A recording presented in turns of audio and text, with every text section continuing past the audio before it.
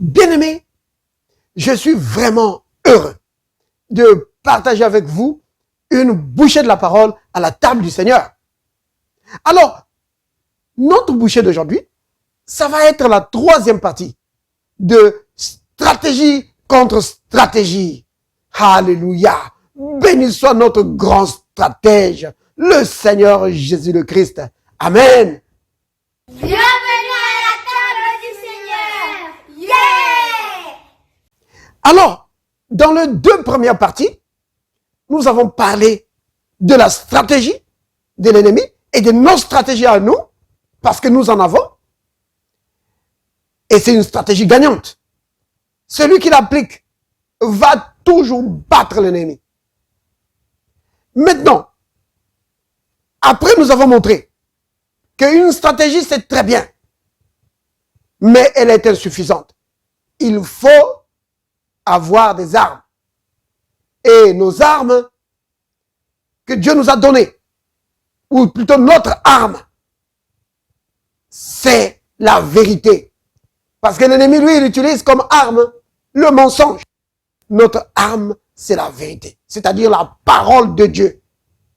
Ça, c'est dans Jean chapitre 10, au verset 17, où le Christ, il dit ceci, que sanctifie-les par ta vérité. Ta parole est la vérité. Vous voyez? Donc la parole de Dieu, c'est la vérité. Alors, dans cette troisième partie, je vais revenir sur deux points que j'ai abordés dans la deuxième partie. Donc, notre arme, et puis, j'ai souligné quelque chose de très important, j'espère que vous l'avez noté, c'est que quand l'ennemi attaque, comme dans le jardin d'Éden avec Ève, il commence toujours par essayer de nous faire renier notre identité. Vous voyez? Donc, je vais aborder ces deux points. Notre arme, donc la vérité, et puis l'attaque de l'ennemi. Pourquoi? En fait, on va répondre à cette question. Pourquoi aime-t-il toujours attaquer là, sur l'identité? Pourquoi il aime attaquer là? On va répondre à cette question. Nous allons donc prendre notre premier passage dans le livre d'Apocalypse. Apocalypse chapitre 1er. Alors, nous allons prendre à partir du verset 15. Ici, c'est l'apôtre Jean qui est en train de décrire la vision qu'il avait eue du Seigneur Jésus. Alors, il dit ceci. Ses pieds étaient semblables à des lérins ardents, comme s'il lui était embrasé dans une fournaise. Et sa voix était comme le bruit de grandes eaux. Il avait, maintenant suivez ça, il avait dans sa main droite, 7 étoiles. Vous entendez? Dans sa main droite, il avait quoi? 7 étoiles. De sa bouche sortait une épée aiguë à 2 tranchants. Et son visage était comme le soleil lorsqu'il brille dans sa force. Vous entendez ça? Maintenant, si vous vous demandez c'est qui ça? C'est qui? Eh bien, lisez juste après. Quand je le vis, je tombais à ses pieds comme mort.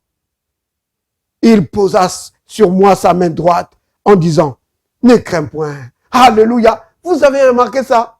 Oh, la bonté du Seigneur. Il ne peut pas s'empêcher d'être bon parce que c'est ce qu'il est. Il dit, ne crains pas. Ne crains pas. C'est toujours comme ça qu'il fait. Il nous rassure. Il n'est jamais celui qui vient pour te faire peur, non. Il te rassure. Il dit, ne crains pas. Alléluia. Il dit, ne crains point. Je suis le premier et le dernier. Alléluia. Le vivant. Vous entendez ça? Il est le vivant. C'est-à-dire celui qui possède la vie. Sans lui, tu n'as pas de vie. C'est ça. Le vivant. Oh, alléluia. Ça veut dire quoi ça? Que sans Jésus, tu es dans la mort. Oui, dans la mort. Peu importe combien tu connais la Bible. tu es dans la mort. C'est vraiment capital, bien-aimé. Il y a certains qui pensent que Jésus, c'est juste un petit enfant ou quelqu'un avec qui... C'est Dieu, le vivant. C'est lui qui a la vie. Regardez. J'étais mort. Vous entendez ça? Pour lui, la mort, c'est au passé. Il dit, j'étais mort. Et voici, je suis vivant au siècle des siècles. Oh, mais qu'est-ce que tu as fait de la mort? Il dit, je tiens les clés de la mort. Autrement dit, je domine sur la mort. J'ai triomphé de la mort. Et du séjour de mort. Alléluia. C'est qui ça? Ici, il n'y a pas de doute, n'est-ce pas? Il s'agit bien du Christ. Parce qu'il est le seul à avoir triomphé. Tous les autres grands hommes, peu importe ce qu'ils ont été, peu importe leur religion, peu importe leur philosophie, ils sont couchés. Il y a un seul qui dit, j'étais mort. Voici, je suis vivant.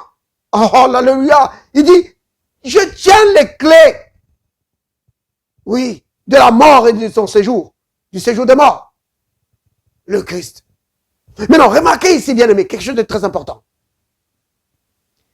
Jean dit ceci, que quand il a vu le Christ dans sa gloire, il dit qu'il avait dans sa main droite, quoi?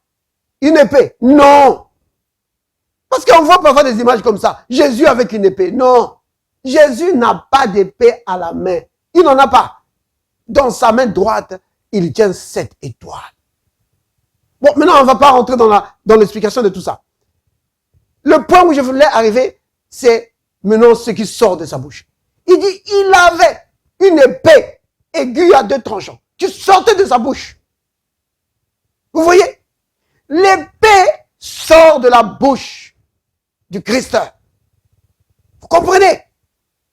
C'est vraiment important. C'est pourquoi, dans la deuxième partie, et même dans la première, je crois que je l'ai dit, que l'épée de la parole se manie à la bouche. Vous comprenez? C'est pourquoi ça sortait de la bouche du Christ. Parce que ça se manie à la bouche. Ça se manie pas à la main. Vous comprenez? Ce sont les confessions de la parole, affirmant ce que le Christ est pour toi et ce que toi tu es pour lui. Ce qu'il est et ce qu'il est en toi et ce que toi tu es en lui. Alléluia. Oui, ce sont les de la parole, affirmant ton union avec le Christ. Oui. Et le triomphe du Christ, triomphe qu'il nous a donné. C'est cela. C'est cela l'épée qui triomphe de l'ennemi. C'est cela la grande, puissante, forte épée de Dieu pour frapper le Léviathan, le serpent fouillard. Vous comprenez, bien-aimés? C'est vraiment capital de le comprendre. Alléluia. Voici un autre passage. On va prendre dans Apocalypse, chapitre 19, à partir du verset 11. Voici ce que disent les Écritures. Et c'est glorieux. C'est glorieux, bien-aimés. Regardez. À partir du verset 11, il est dit ceci. Puis je vis le ciel ouvert. Et voici parut un cheval blanc. Celui qui le montait s'appelle qui? Fidèle et véritable. Alléluia. Et il juge et combat avec justice. Vous entendez ça? Il juge et combat avec justice. Ses yeux étaient comme une flamme de feu. Sur sa tête étaient plusieurs diadèmes. Il avait un nom écrit que personne ne connaît, si ce n'est lui-même. Il était revêtu d'un vêtement teint de sang. Son nom est, c'est qui ça? La parole de Dieu. Les armées qui sont dans le ciel le suivaient, sur des chevaux blancs, revêtus d'un félin blanc pur. Écoutez maintenant ça, au verset 15. De sa bouche sortait, quoi ça? Une épée aiguë. Pour faire quoi? Pour frapper les nations. Il les pètera avec une verge de fer. Et il foulera la cuve du vin de l'ardente colère du Dieu vivant, tout-puissant. Vous voyez? Mais non, verset 16. Il avait sur son vêtement et sur sa cuisse un nom écrit. C'est qui ça? Roi des rois et Seigneur des seigneurs. Alléluia! Oui, c'est lui. Donc, une épée sortait de sa bouche. Vous comprenez? Encore une fois, je l'affirme, que l'épée se manie. Parce que quand les enfants de Dieu sont dans des situations difficiles, Alors, il dit, mais je ne suis pas, il me faut quelque chose entre les mains. Non, tu n'as pas besoin d'avoir quelque chose, une arme entre tes mains. L'arme se trouve dans ta bouche. Proclame la parole. La parole, c'est l'arme que Dieu t'a donnée. Manie la parole. Oui. Bien sûr. Comme la David le dit, qu'il entraîne mes mains au combat. Dans ce qui concerne le combat que nous livrons avec notre ennemi invisible, tu dois apprendre. Tu dois apprendre à manier l'épée de la parole de Dieu sortant de ta bouche. Vous comprenez? Donc de notre bouche doit sortir la parole, pas les injures. De notre bouche doit sortir la parole, pas les critiques, les médisances. De notre bouche doit sortir la parole. C'est ça qui terrasse l'ennemi. Vous comprenez, bien aimé? C'est vraiment capital. Oui, cette épée est vraiment efficace. Regardez. Regardez ceci. Au verset 21, toujours chapitre 19, verset 21, il a dit ceci. Et les autres furent tués. Par quoi ça? Par l'épée qui sortait de la bouche de celui qui était assis sur le cheval. Vous voyez? Donc cette épée tue. Cette épée coupe. Oui. Ça c'est Hébreux chapitre 4, verset 12.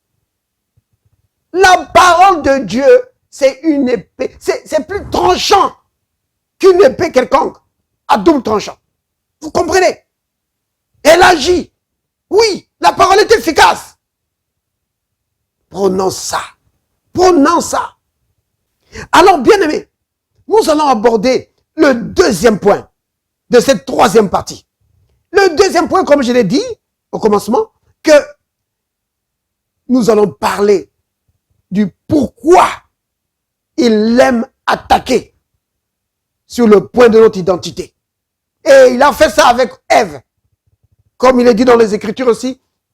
Donc, dans Genèse chapitre 3, au verset 6. En commençant plutôt au verset 4. Le serpent dit à la femme, vous ne mourrez point. Mais Dieu sait, donc ici, il rentre dans le raisonnement. Comme je l'ai dit, ça c'est sa stratégie. Le raisonnement. Et il va te faire raisonner sur quoi? Sur ton identité. Il va commencer là. Te faire douter de ton identité. Il dit, mais Dieu sait que le jour où vous en mangerez, vos yeux s'ouvriront et vous serez comme des dieux. Autrement dit, vous n'êtes pas encore comme Dieu. Mais si vous mangez ça, oh, vous serez comme lui. Et c'était un mensonge. Vous voyez? C'était un mensonge. Pourquoi? Parce que Dieu les a créés à son image. Vous voyez? Ils étaient comme Dieu déjà. Mais lui, il leur dit, vous n'êtes pas comme Dieu. Pour que vous soyez comme Dieu, prenez ce fruit, mangez ça. Alors, votre connaissance va augmenter et vous allez être comme lui. Vous voyez? Avec le Christ, il va faire la même chose.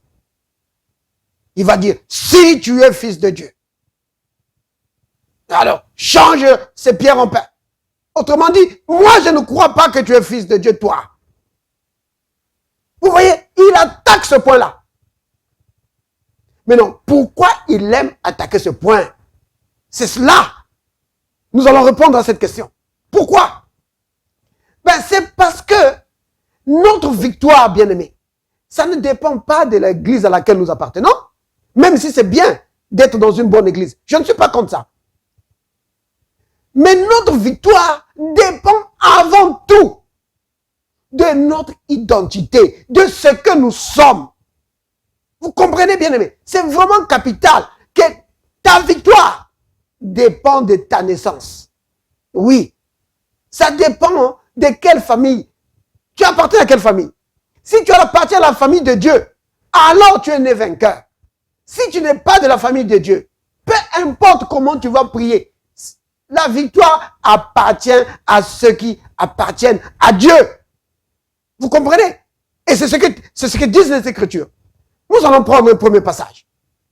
Dans 1 Jean, chapitre 4, au verset 4, Les Écritures disent ceci.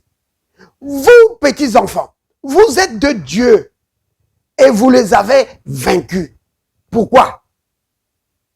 Parce que celui qui est en vous est plus grand que celui qui est dans le monde. Vous comprenez ça? Avant de parler de la victoire, il dit, vous petits enfants, vous êtes de Dieu. C'est-à-dire, vous avez votre origine en Dieu. Vous êtes de la famille de Dieu. Vous êtes membre de sa famille. Vous appartenez à Dieu. Vous avez la vie de Dieu. Vous comprenez? Donc, c'est ce que ça veut dire, cette phrase, vous petits enfants, vous êtes de Dieu. C'est là, d'abord. Ça commence là. Et vous les avez vaincus. Pourquoi? Parce que vous êtes de la famille de Dieu, il y a quelqu'un qui est en vous. Et il s'appelle le plus grand. C'est qui ça? Le Saint-Esprit. C'est lui le plus grand. Vous comprenez? Et il vient pour te donner la victoire. Vous comprenez? C'est pourquoi il attaque ce point-là. Te faire douter. Il va te dire, oh non, tu n'es pas un enfant de Dieu. Est-ce que quelqu'un comme toi là, qui a des idées comme toi, quelqu'un qui fait ceci, qui te trompe tout le temps, qui fait ceci, il te dit non, tu n'es pas. Tu n'as pas le Saint-Esprit en toi. Il dit ça même à beaucoup de chrétiens. Oh, j'en ai rencontré beaucoup. Ils croient qu'ils sont chrétiens, mais seulement ils n'ont pas le Saint-Esprit. Ils disent, oh mais frère, moi j'ai pas le Saint-Esprit. Ah ouais? Donc le plus grand n'habite pas en toi?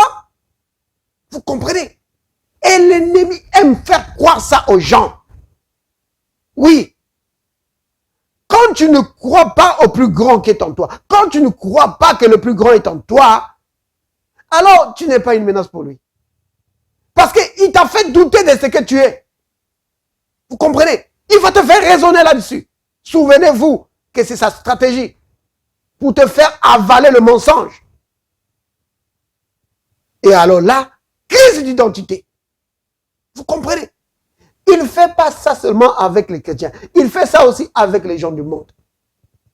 Nous vivons dans une époque où il y a une crise identitaire incroyable dans le monde. Les gens ne savent plus ce qu'ils sont. Oui, les gens ne savent plus ce qu'ils sont. Les hommes ne savent plus qui sont des hommes. Les femmes ne savent plus qui sont des femmes. Oui, une crise identitaire. Et dans l'église, c'est grave. Mais tu dois reconnaître que tu es un enfant de Dieu. Oui. Vous comprenez bien aimé. C'est vraiment capital. Voici une autre écriture.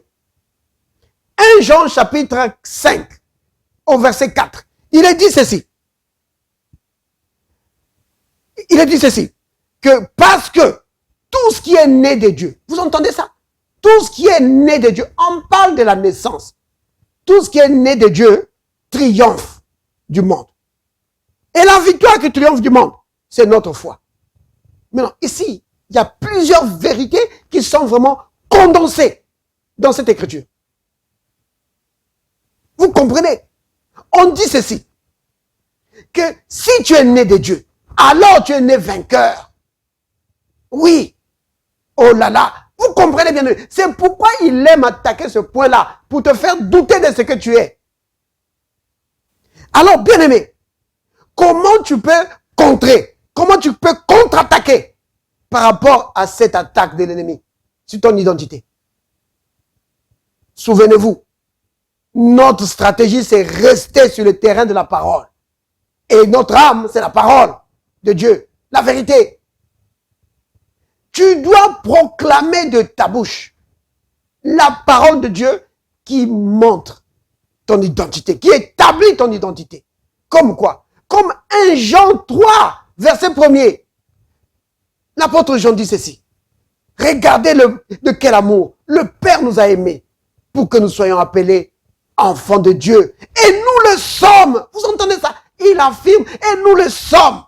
Oui. Donc quand il t'attaque, il te montre tes fautes, il te montre plein de trucs, il dit que oh, tu n'as pas l'esprit de Dieu, tu n'es pas un enfant de Dieu. Tu dis, malgré tout cela, je le suis vraiment, je suis un enfant de Dieu, j'ai la vie de Dieu en moi. Tu affirmes cela. Oui. Comme quoi par exemple? Comme Galates 3, verset 26, il est dit ceci, vous êtes tous fils de Dieu par la foi en Jésus-Christ. Tu dis, je suis un enfant de Dieu parce que j'ai mis ma foi dans le Christ. Je suis un enfant de Dieu. Alléluia. J'ai la vie de Dieu en moi. Le plus grand habite en moi. C'est comme ça. Tu confesses cela. C'est comme ça que tu contrecarres ça. Père rempli de bonté et d'amour. Merci Père pour le grand amour dont tu nous as témoigné. En faisant de nous tes enfants. Oui, nous le sommes vraiment. Malgré, Seigneur, de nos difficultés de faiblesse, nous le sommes vraiment. Merci, Père, de nous avoir appelés à une vie de victoire. Merci d'avoir fait de nous des enfants de Dieu, les membres de ta famille, pour partager la même vie que toi, pour avoir tes capacités en nous, afin de régner sur les circonstances de la vie, dans le nom de Jésus. Ô Père, béni sois-tu. Nous te rendons grâce. Nous bénissons ton Saint-Nom. Béni sois-tu, Père. Gloire à ton Saint-Nom. Au nom de Jésus le Christ. Amen.